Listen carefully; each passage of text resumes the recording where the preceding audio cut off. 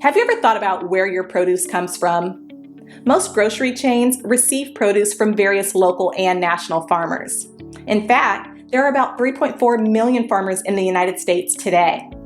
But of that staggering number, only 45,000 are Black farmers. At the Better Buggy, we are a proud group of Atlanta-based Black-owned farmers, selling produce locally and nationwide. Our easy-to-navigate online platform makes it easy for you to make a one-time purchase or to simplify your life by subscribing to our weekly produce box.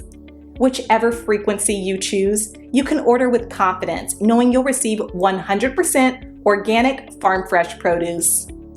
If you're looking for a thoughtful gift for a loved one that they'd actually find useful, be sure to pop by our online store where you can snag a gift card your recipient can use to order their own produce and t-shirts. Ready to start supporting local Black-owned farms and making healthier food decisions? Visit thebetterbuggy.com now to start shopping. Ladies and gentlemen, every day when I go out to look at articles, I always find a ton of them on people retiring early, people are quitting their jobs, or they just can't find enough applicants to fill these jobs that are available out here. So this is one of those trends that will just continue to go. And I really believe this is going to go on all through 2022 as well. So I want to start a little bit down on this article because it talks about this guy leaving his Taco Bell job. So I'm going to skip over that. In April, nearly 4 million workers bid goodbye to their employers, pushing the quit rate at a record high since the government began tracking records. So they start tracking the quit rate in America about 2 decades ago. So telling your boss so long is definitely this spring's hottest career trend. When lots of workers are quitting, it is usually considered a sign that the economy is doing well. But we know that is not the case. This economy is not doing well. Since people typically aren't willing to leave one job unless they pretty much are confident that they have another job. And that's usually how most people do it. Right now, things are slightly more complicated. With CV, the crisis they claim is fading. We know that ain't fading. And customers flocking back, businesses have been desperate to hire. Job openings are hitting a new record high. But while millions of Americans remain unemployed, they've been slow to return to the workforce, either because people are choosing to ride out the generous jobless benefits for a while. They want to go into September, which was part of the stimulus package, have family obligations at home to tend to, or are just being choosy about the next career move.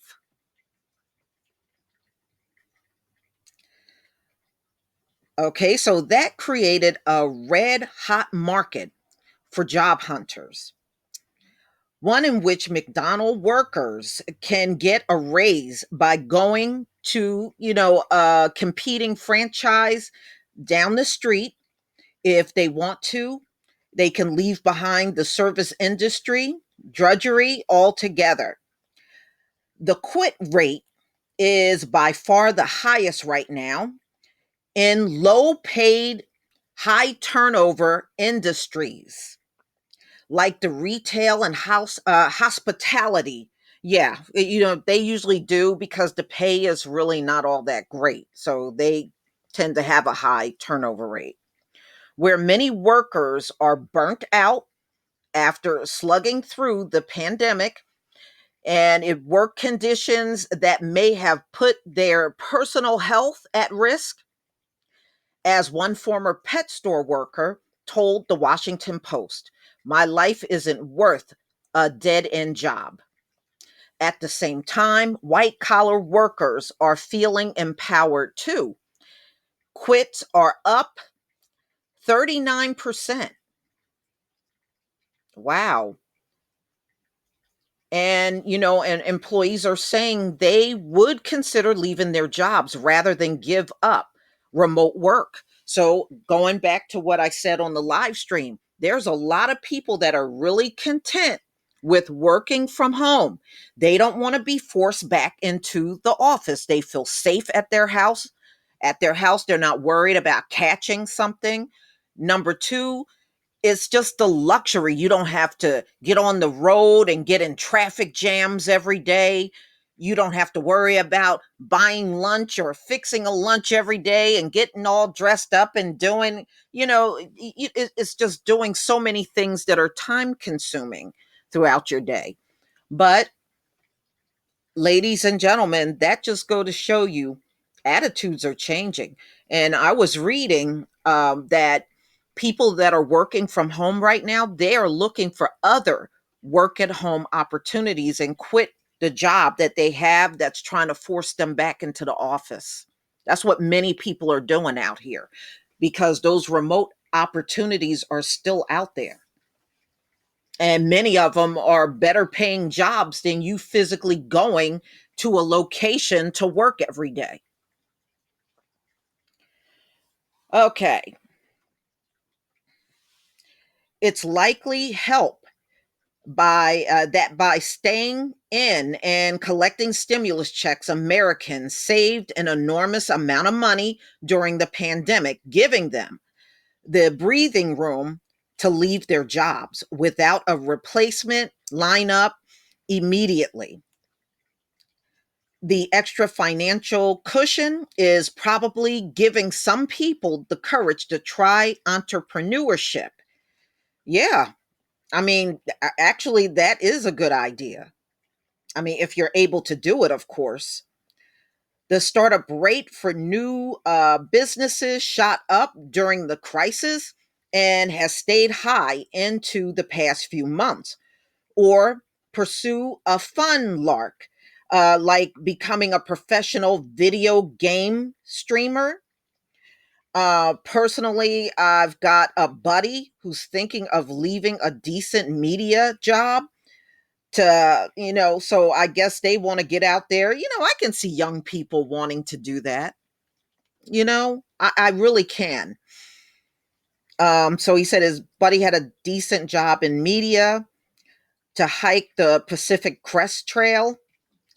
Workers are in a good spot when people are seriously thinking about giving up jobs in journalism, an industry that has been in a state of unrelenting decline for years.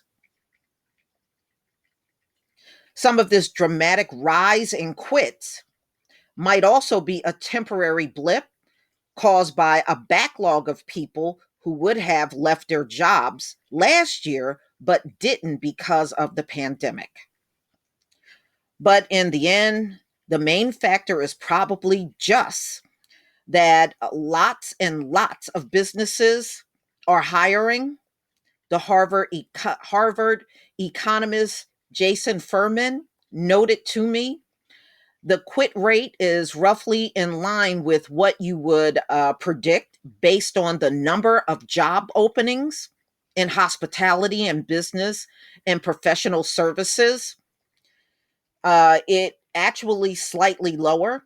That suggests that the number isn't being driven primarily by delayed departures or workers experiencing personal epiphanies about what they would prefer to do with their lives, but simply the volume of new opportunities. Well, I don't blame them. Why not look for new opportunities if you're, in a position to do so? And they're right. A lot of people saved that money they were getting, you know, and I think probably the majority of people, they knew that was the only money coming in, so they saved as much as possible. So now they do have a little cushion to sit back on and don't have to rush out there. But regardless of the exact reason why people seem to treating the reopening, so you know, one of the things I do know, a lot of people during the Great Recession that we had, a lot of people were out of work. Some were out of work for a couple of years. They didn't get to go back right away. And then some people were able to pick up a job here and there, but it was usually less than what they were previously making before. And also remember, a lot of people financially never bounce back from that 2008 economic downturn and the bailout and all that stuff that happened. A lot of people financially never bounce back from that. They lost almost everything. Okay. So it's no coincidence that, you know, job openings are out there, the applications are low. Right now, let's be real, the job market in America is a mess. You just got people going in all kinds of directions, and I know that's why so many of these Republican governors shut everything down, but from what I'm reading, it's not going to inspire people to get out there anytime soon and apply for these jobs. But time will tell if what they did was effective or not. But right now, it don't look like it's very effective. I mean, the movement is very slow and painful. And, you know, every now and then they'll kind of make comments about it on mainstream news, but, you know, they're trying to stay on the rosy road, you know, the fake road that they're on, and trying to be cheerleaders and everything. And most people that got even half a brain ain't buying nothing they're saying. Most people are not buying it. But y'all, please tell me what you think. You're going to see these stories a lot, and I'm going to stay on top of it because I want to see. You know, people are talking, oh, you'll bounce back. Okay, we'll see if you do. I don't believe you will. I don't believe you will. And things have not gone so well for America for well over a year now. Mm-mm. Every time y'all try to do something, it never seems to work out right. You know, and once upon a time it was not like that for you, and see, you got used to it and thought it would be like that all the time, but it's not going to be like that all the time, because we are at the time of the switching of the guards. And you got one group of people that are fighting or resisting the whole thing, but their time and their work is done. It is nothing more for you to do. And every time you try to do something, it's going to implode on you, just like we have seen all through 2019 and 2020. And really, it all started the end of 2019. Okay, you just happened to get so far out of control, you had to shut down in 2020. And now you're trying to avoid it, but you're not going to be able to do that forever. Please leave your comment and subscribe. Don't forget to hit on the notification bell, and I'll see you on the next video. Peace, family.